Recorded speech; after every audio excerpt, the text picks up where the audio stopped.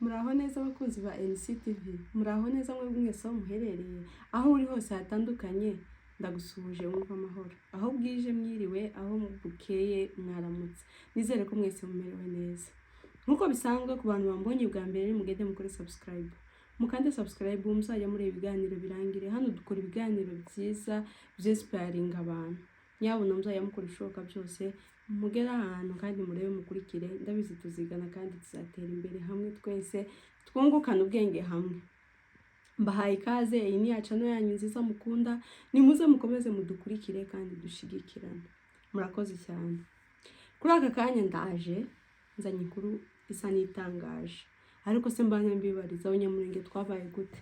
Abanyamurenge twabaye gute? Twamaze ubwoba niki cyatumaze ubwoba mu buryo bunyine dusigaye twica umuco nkaho ari ikintu cyo kubyuka mu gitondo ukamukora ibyo wishakiye gusa bidafite gahunda.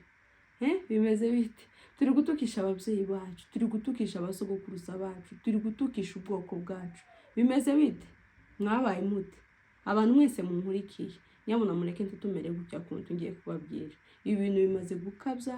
Kera habaga umuco, kera ibintu byagendaga mu buryo, kera twatunganyaga ibintu ababyeyi bakabishigikira bikagenda, ariko ubu nyine sinzi ko twabaye. Se bimeze bite abantu munkurikiye muri aha ngaha? Twisubireho nyabona. Zanye inkuru mwamubone yayicicikana ahantu ku mbuga nkoranyambaga hose. Inkuru y'umuntu wataye urugo aragenda, rero ntiyarutaye, yaramaze igihe yararutaye, ariko ndakeka yari ataraca n'amezi 2. Kera yashatse undi mugore.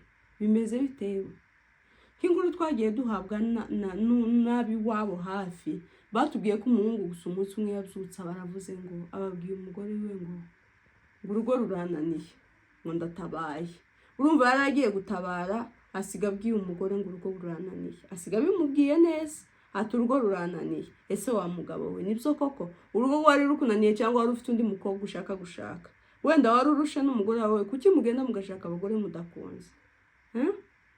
Je ndagerageza mbivuge ku bugufi, ariko mbabaze mumeze mute? Wa mugore umeze gute? Wa mugabo umeze gute? Kuki mwataye umuco? Kuki twumva ko dushobora gusebya ababyeyi bacu kandi twumva n'ibintu bitworoheye?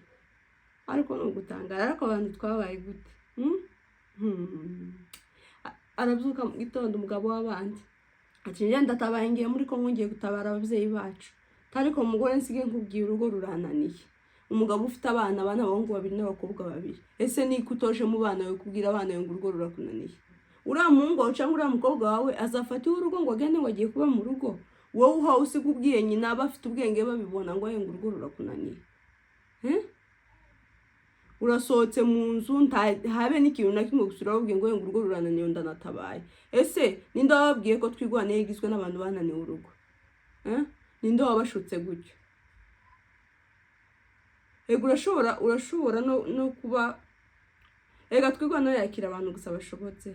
Abantu badashobotse ntago aribo baje gutabara. Kuvuga ngo nani urugo ngo uratabaye, ko wanashitse igisirikare kikakunanira. Iyo uje kubaga ngo wari utabaye, uko washitse igisirikare kikakunanira, wari ushaka guturuga, ushaka gufata urundi. Ese urugo wagiyemo ntago uzabisenya? Ni ikihe cyizere tugiye guheza uyu mukobwa kwiwe bunzabana mukabana neza?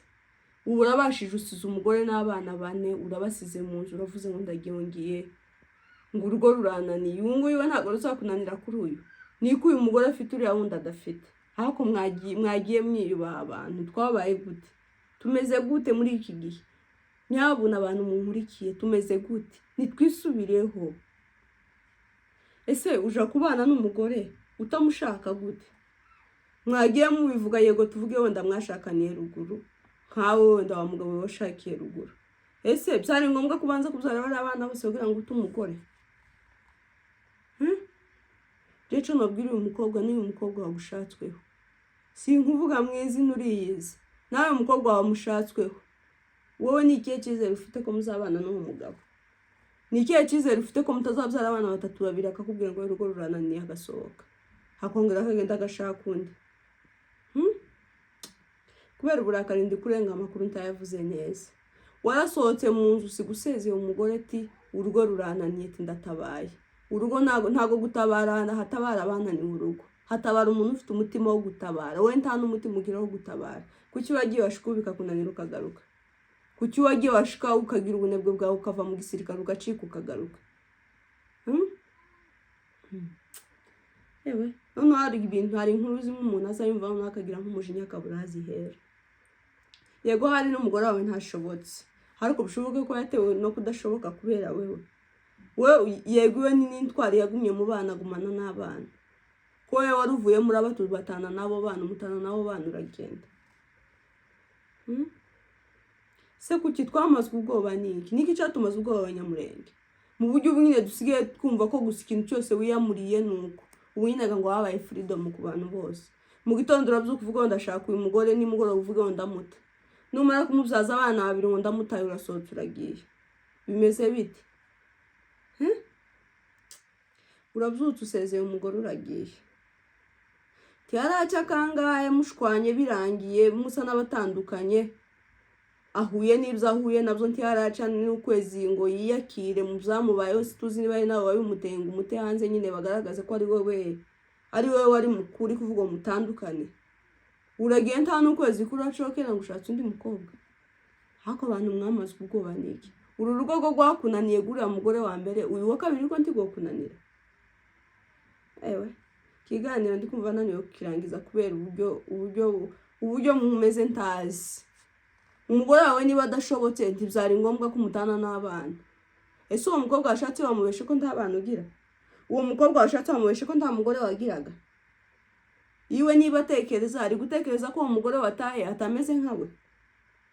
Uwo mugore wataye afite abana ntago ameze nkawe, kuko nawe yobyara ejo n'ejo bundi mu bana babiri ukabura mutaye. Hako bite byanyu? Nyabuna kera twarangaga n'umuco, ahubwo mbere baravugaga ngo umuntu ngo washakiye ruguru ngo biragoye ko ngo yatandukana ngo kubera ko habaga hari umuco. Ndabagaye nitwisubiraho Abanyamurenge, twongere dusubire ku muco, twongere dutekereze umuco, tureke kuzatuzuka mu gitondo dushinga ingo nimugoroba tuzisenye. Nitwubake ingo zikomere, nisitanakomera nyine nkizi ngize uko bimeze gutya, umwe ari gutaye imfana undi agataye indi mfane, tubyagenze gutya byagenze gutya. Ariko ihangane basi, mwese niyihendera uhaye uriya muhungu n'uriya mukobwa, bari abahungu babiri usize n'abari abakobwa babiri, niyihendera ubahaye kera ubahaye nyina wabo mu mafuta atazwi. Sinkuri wa muhungu we n'umugore wawe simuri mu mafuti mwapfuye ntayonze, ariko ntibyari ngombwa ko umusezera mu ruhame rw'abana ngo ngo ndasohotse ndagiye ngo ngiye gutabara, noneho kitwaza no gutabara. Kandi waza ushaka uburyo uza guhura n'umukobwa, ahubwo uwo mukobwa mwari musangana, urora buze uburyo uta umugore wa mbere ngo ufatire uwa kabiri. Ewe amakuru ntayo abantu mutamenye bivabisha. Umuhungu yaramaze nk'amezi nk'abiri cyangwa ukwezi n'ibindi batandukanye n'umugore, bamare gutandukana none n'amezi angahe ntarashira aravuga ngo agiye gutabara, aragenda aragaruka, arananirwa aragaruka, none aragarutse isabombora undi mugore. Ni umugabo ufite abana 4 kandi batari bato, umwana muto we barimo ndango afite nk'imyaka nk'umunani. Ufite ubwenge bwose, uwo mwana afite ubwenge bwose, niko wamutoza niko wamwigishije. Uyu mugabo yasize abana 4, abahungu 2 n'abakobwa 2, nguyu yashatse undi mugore. Yego tuvuga umugore we nawe yarashobotse, ariko icyo tumushimira nuko akiri mu rugo afite abana ari kumwe nabo. Bite byanyu mwabaye muto takundi. Nuko reka turegeruka. Murakoze.